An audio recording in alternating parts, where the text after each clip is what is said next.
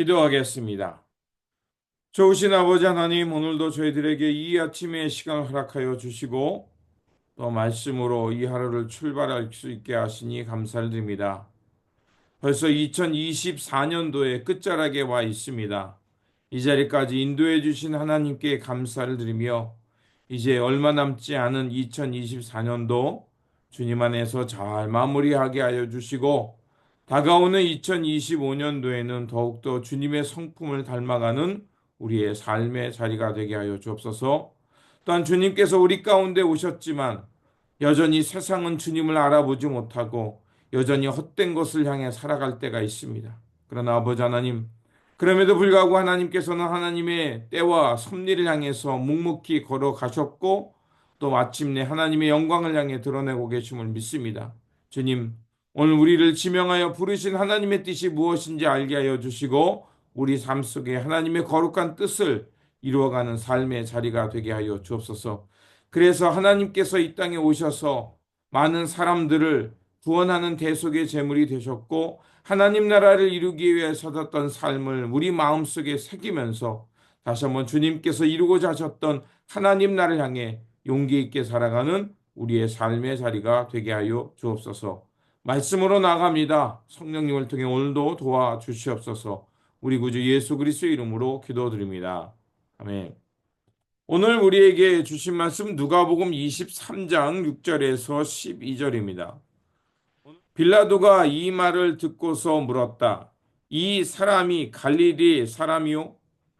그는 예수가 헤롯의 관할에 속한 것을 알고서 예수를 헤롯에게 보냈는데 마침 그때 헤롯이 예루살렘에 있었다. 헤롯은 예수를 보고 매우 기뻐하였다. 그는 예수의 소문을 들었으므로 오래전부터 예수를 보고자 하였고 또 그는 예수가 어떤 기적을 일으키는 것을 보고 싶어 하였다. 그래서 그는 예수께 여러 말로 물어보았다. 그러나 예수께서는 그에게 아무 대답도 하지 않으셨다. 그런데 대제사장들과 율법 학자들이 곁에 서 있다가 예수를 맹렬하게 고발하였다. 헤롯은 자기 호위병들과 함께 예수를 모욕하고 조롱하였다. 그런 다음에 예수에게 화려한 옷을 입혀 빌라도에게 도로 보냈다. 헤롯과 빌라도가 전에는 서로 원수였으나 바로 그날에는 서로 친구가 되었다. 아멘. 오늘 본문 말씀은 예수님께서 빌라도와 헤롯에게 신문을 받는 말씀입니다. 온 무리는 이제 일제히 일어나 예수님을 빌라도 앞으로 끌고 갑니다. 그리고 예수님에 대해서 거짓 증거로 고소합니다. 예수님에 대한 고소의 내용은 백성들을 선동하여 자기를 왕이라고 말했다는 것, 그리고 백성들에게 세금 내는 것을 거부하라고 말했던 것입니다.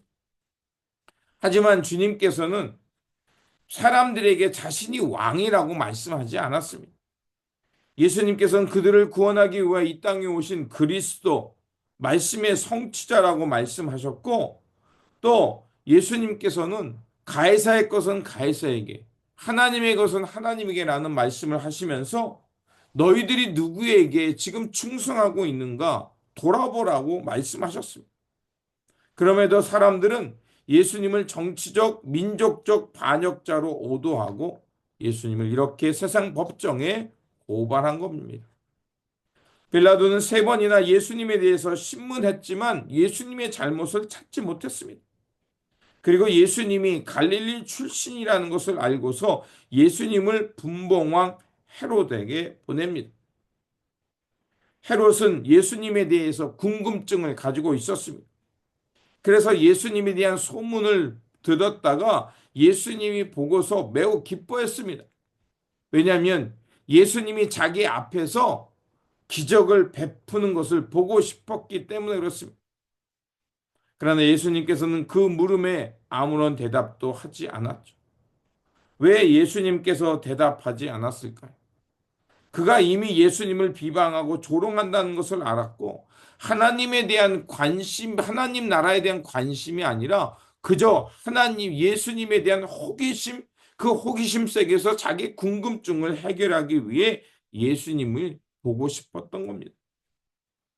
그래서 결국 예수님을 비방하고 조롱한 후에 다시 빌라도에게 보냅니다. 신앙은 흥미가 아닙니다. 흥미나 재미를 찾기 위해서 예수님을 보고 싶어 해서는 안 된다는 것입니다.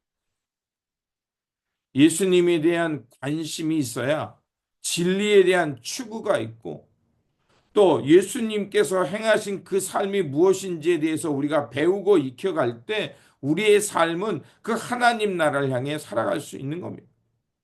예수님을 통해 드러난 단순히 호기심, 자기의 궁금증을 해결하기 위해서 주님을 찾는 것은 참 신앙이라고 말할 수 없습니다. 그런 것은 그저 호기심, 궁금증만 해결되면 곧 예수님을 떠나게 되는 것입니다. 겉만 핥다가 주변만 맴도는 것이 결국 그것은 신앙이라 볼 수 없는 겁니다. 그리고 예수님 앞에 이제 예수님은 빌라도 앞에 다시 끌려왔습니다. 빌라도는 이제 자신에게 옳음에 대한 판단을 해야 되는 권력을 또 최종의 결정고였습니다. 그런데 스스로의 그 권리를 포기합니다.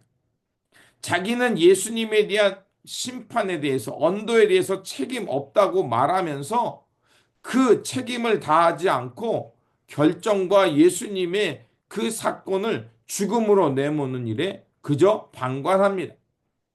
그래서 그 빌라도라는 이름은 이 세상에서 가장 오랫동안 그 비난받는 이름이 되었습니다. 우리가 사도신경을 고백할 때마다 빌라도의 이름이 거론됩니다. 그는 예수님의 죽음에 계속해서 연관되면서 무책임한 사람, 비겁한 사람으로 불려지는 이름이 됐습니다. 그리고 군중들은 일관되게 예수님을 십자가에 처형하라고 합니다. 그래서 빌라도는 혹시 폭동이 일어나지 않을까 생각하여 그 예수님을 십자가 언도를 하게 됩니다. 우리가 이것을 통해 알아야 합니다. 군중들은 집단 속에 숨어서 그것이 옳고 그름보다 그저 자신들의 감정과 불만을 토로하는 것 뿐이었다는 겁니다. 우리는 그렇게 돼서는 안 됩니다. 집단 속에 숨어서 자기의 그 기분만 화풀이 해서는 안 된다는 것입니다. 자칫 잘못하면 집단 속에 숨어버리면 악을 저지를 수 있다는 것을 우리에게 말해주고 있습니다. 그렇게 우리는 늘 우리의 삶의 방향을 성찰하고 우리가 바른 길로 가고 있는지 늘 보살피고 또 돌아보는 것이 중요합니다. 결국 예수님은 불의한 재판과 백성들의 그 불의한 요구에 의해서 십자가 처형을 받게 됩니다. 그리고 누가는 이 사건을 통해서 두 강도의 이야기를 합니다. 한편의 강도는 예수님을 비방합니다. 네가 메시아냐? 그렇다면 네가 백성들을 구원했는데 왜 너는 구원하지 못하냐? 우리를 구원하라고 예수님을 조롱하지만 다른 편에 있는 사람들은 오히려 예수님을 비난한 사람을 꾸짖고 예수님이야말로 진정한 의인이라고 말하면서 그는 이렇게 말합니다. 당신이 하나님의 나라에 갈 때 나를 기억해 달라고 요청을 하게 됩니다. 그리고 예수님께서는 큰 소리를 지르시고 운명하십니다. 그리고 예수님이 운명하셨을 때 그 공의회의 회원이었다가 예수님의 제자가 됐던 아리마대 사람 요셉이라는 사람이 예수님의 시신을 취하여 그리고 세마포에 싸서 급하게 예수님의 마지막을 지키게 됩니다. 언약 백성이라고 자청하던 사람들은 예수님을 거부하고 메시아를 십자가에 못 박았습니다. 그렇게 어처구니 없는 일어난 일일 때 그럼에도 불구하고 예수님의 그 업적은 이방 사람이었던 로마의 백부장이었던 사람을 통해서 예수님이 정령 의인이었다고 고백함을 통해서 예수님께서 이 땅에 오신 그 사건, 그리고 십자가를 통해 예수님께서 이루고자 하셨던 하나님의 구원이 무엇인지를 마침내 드러내셨습니다. 이방이었지만, 그리고 로마의 백부장이었지만 예수님을 알아보는 사람이었던 겁니다. 우리가 알진 못했지만 예수님께서는 억울한 죽음을 당하셨지만, 그러나 마침내 예수님은 이 땅에 오신 구원의 사역, 고통당하시며 십자가에 억울하게 죽으셨지만 마침내 하나님 나라가 이 땅에 실현됐고 하나님의 구원의 역사가 시작되었음을 우리에게 말해주고 있는 겁니다. 우리가 예수님을 따라, 비록 과거에는 예전에는 잘못 살았는지 모르지만 예수님을 통해서, 또 예수님의 십자가의 은총을 통해서 우리가 새롭게 하나님 나라의 눈을 뜨고 하나님 나라를 향해 살아가는 것, 매우 놀라운 일입니다. 그러나 반대로 언약 백성이라고 자처하고 누구보다도 경건하다고 했지만 정작 예수님을 알아보지 못하고 예수님을 십자가에 못 박으라고 부르짖었던 그 군중들과 대제사장들과 율법사들, 왜 그들이 이렇게 갈라졌는지 우리는 돌아보아야 합니다. 바로 예수님에 대해서 어떻게 배우고 또 예수님을 어떻게 고백하냐에 따라서 우리의 삶은 어떤 길을 가게 되는지 결정된다는 것입니다.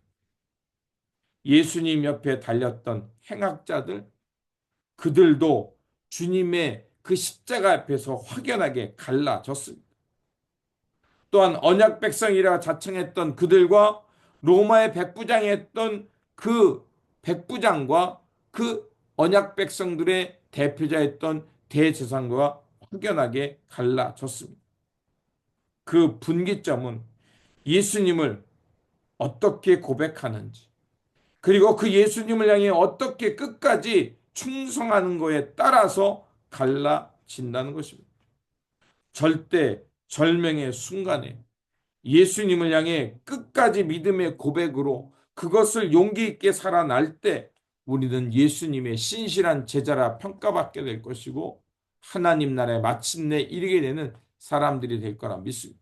그러므로 오늘도 우리에게 주어진 이 삶 속에서 예수 그리스도의 삶 다시 깊이 한번 깨닫고 끝까지 믿음으로 예수 그리스도를 따르는 용기 있는 삶을 살아내시기를 주님의 이름으로 축원드립니다. 기도하겠습니다. 구원의 하나님, 믿음이 예수님과 십자가 앞에서 우리 모두를 드러나게 합니다. 바로 그런 날이 있음을 기억하게 하여 주시고 거짓과 외식, 위선을 버리고 진실한 마음으로 주님을 따라갈 수 있도록 도와주시옵소서. 그래서 마침내 주님 앞에 섰을 때 예수님은 우리의 그리스도이시오 살아계신 하나님이라는 그 고백으로 끝까지 믿음의 길을 걷는 신실한 제자들 되어 살게 하여 주옵소서. 우리 구주 예수 그리스도 이름으로 기도드립니다. 아멘. 오늘